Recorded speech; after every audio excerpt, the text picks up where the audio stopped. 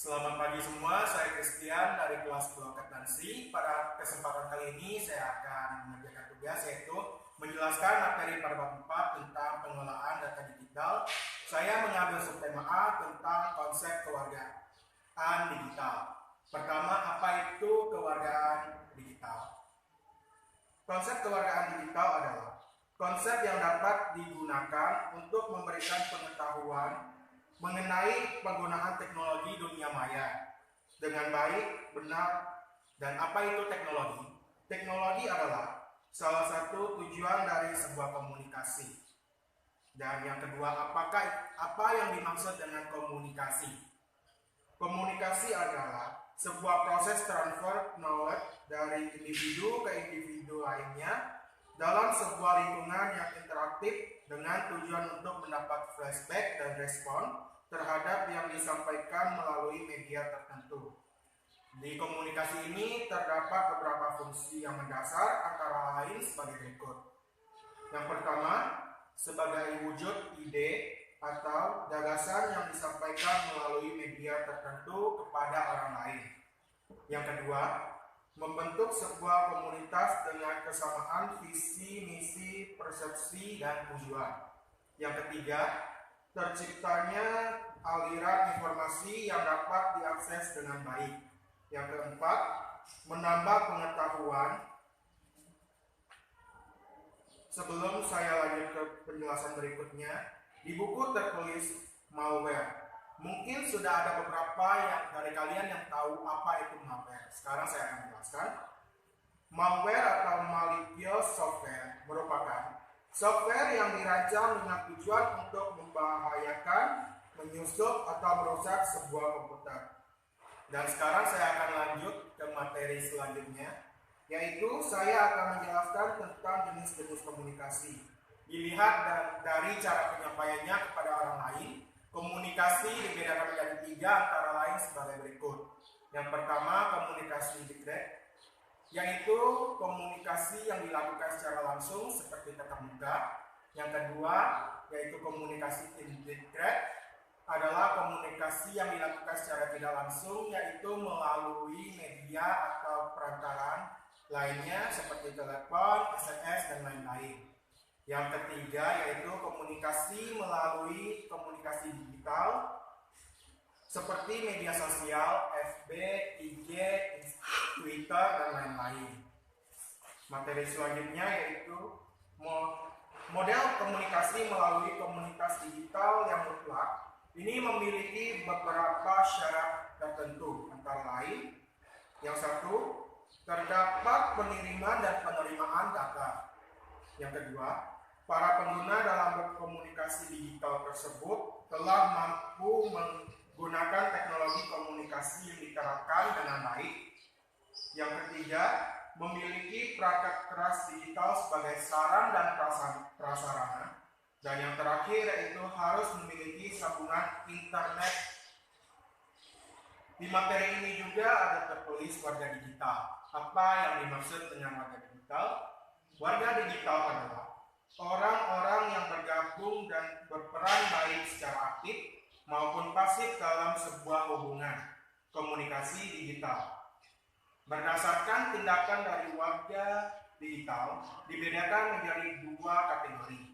Yang pertama, memberikan dampak positif bagi warga lain. Dampak positifnya yaitu ciri-ciri warga digital dalam pergaulannya di dunia komunikasi digital.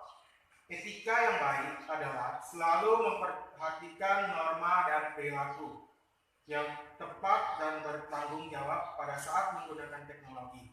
Contohnya, kita menulis suatu tutorial tentang install Linux, pembuatan animasi yang berbagikan melalui academia.edu, Google Drive, serta Biggerflow. Kategori kedua yaitu menimbulkan efek negatif. Efek negatif yang ditimbulkan yaitu aktivitas komunikasi digital yang bebas tidak memandang usia, jenis kelamin, daerah ataupun negara, sangat ketat dimanfaatkan oleh orang-orang yang tidak bertanggung jawab. Contohnya, membuat virus, menyebar spam, meretes, dan lain-lain. Untuk menjadi bagian sebuah komunikasi digital, kita harus memahami 9 jenis komponen kewarganegaraan digital. Komponen kewarganegaraan digital dibedakan menjadi 3. Yang pertama, digital right dan responsibility. Yang kedua, digital healthy dan wellness. Ketiga, digital security. Keempat, digital equity. Kelima, digital access. Keenam, digital commerce. Ketujuh, digital commercial. Ke-8, digital literacy. Dan yang terakhir yaitu digital law. Sekarang saya akan membahas dari ke-9 komponen. Yang pertama yaitu digital access. Digital access merupakan faktor penting dalam berkomunikasi menggunakan teknologi digital. Tanpa adanya sambungan internet, Anda tidak dapat mengakses informasi secara akurat.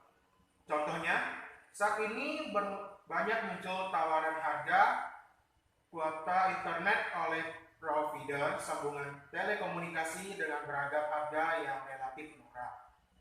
Yang kita ketahui, provider adalah perusahaan yang menyediakan beberapa layanan internet atau biaya yang disebut dengan ISP. Kemudian komponen kedua adalah digital commerce. Sebagian besar transaksi yang dilaksanakan pada saat ini mengarah pada otorifikasi dan penggunaan media teknologi berbasis informasi.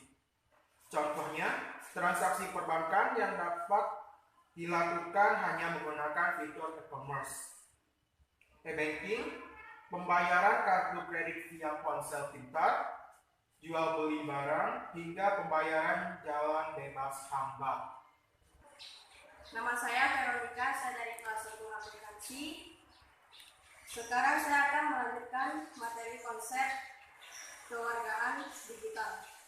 Digital communication, perkembangan teknologi informasi berbasis internet adalah sebagai media komunikasi dahulu. Pengiriman informasi dimulai dengan menggunakan surat kertas, kemudian berkembang menjadi SMS, short message service, surat, dan terbaru adalah melalui online dan real time. Baik teks, audio maupun video, teknologi terbaru ini memungkinkan orang menyampaikan informasi secara langsung kepada orang lain. Digital literasi merupakan referensi yang dijadikan acuan atau diwujudkan melalui media teknologi informasi yang diintegrasikan dengan dunia nyata. Contohnya, e-book dan e-learning. Semakin banyak informasi yang diperoleh, semakin banyak pula kualitas informasi dan pertimbangan yang diperoleh.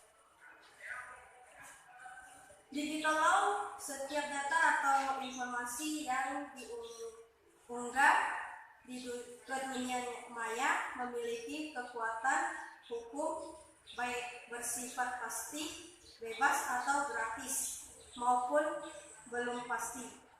Definisi kekuatan hukum yang bersifat pasti adalah informasi atau data tersebut telah dilegalkan sesuai dengan undang-undang, sehingga setiap pelanggaran yang dilakukan memiliki, misalnya hak cipta, merek dagang, dan undang-undang ITE, informasi teknologi elektronik.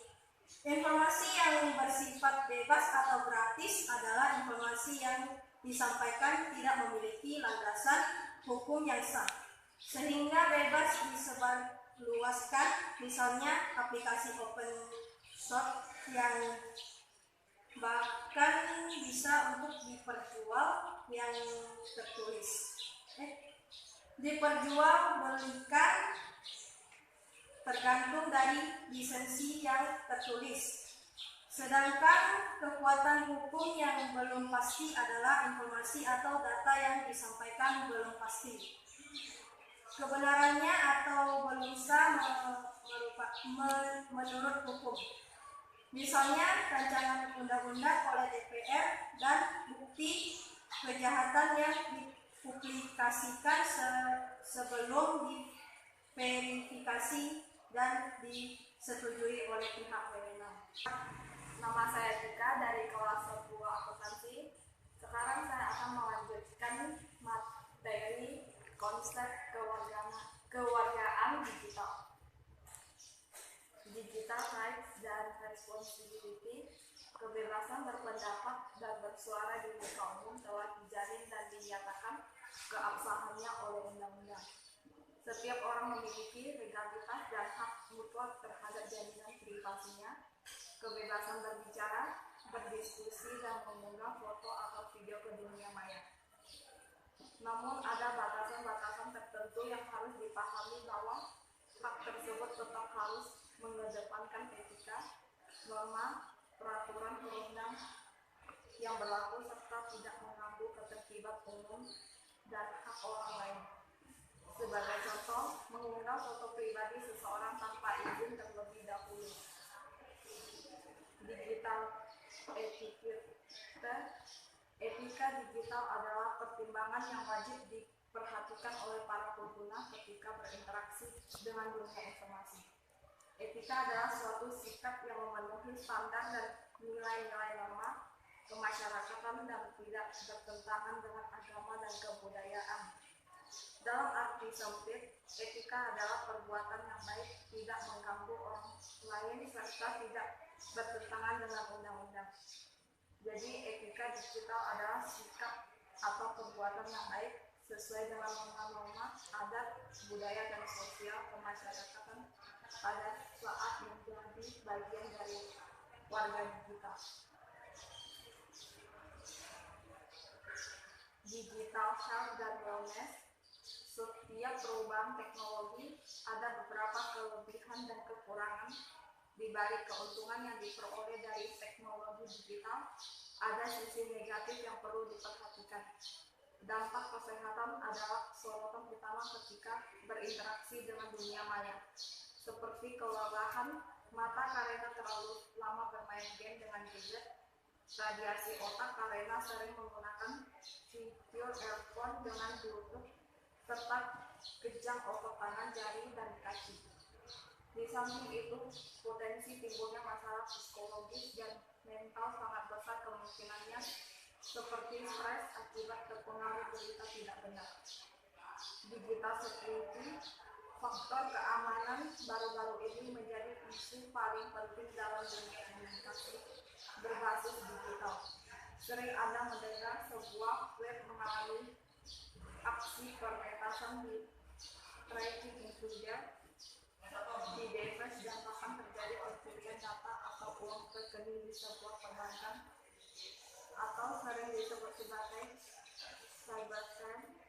Penyebab utama adalah kesalahan konfigurasi sistem, error aplikasi, terinfeksi virus, atau trojan, atau faktor kelalaian penggunanya. Dari ke-9 komponen tersebut dapat diklasifikasikan lagi menjadi 3 kategori terkait keberadaan siswa sebagai representasi warga digital dalam lingkungan digital. Lingkungan kewarganegaraan digital kemudian dibagi menjadi lingkungan luar sekolah, dibedakan menjadi 3, yaitu digital commerce, digital law, digital healthy and wellness. Kemudian dibagi lagi menjadi lingkungan sekolah, ada digital security, digital equity, dan digital right and responsibility. Kemudian ada digital literasi, kemudian dibedakan lagi menjadi lingkungan belajar, ada digital access dan digital communication. Sekian penjelasan kami tentang materi konsep kewargaan digital. Jika ada kata-kata yang kurang jelas, berbelit-belit serta kurang jelas, kami minta maaf. Sekian, terima kasih.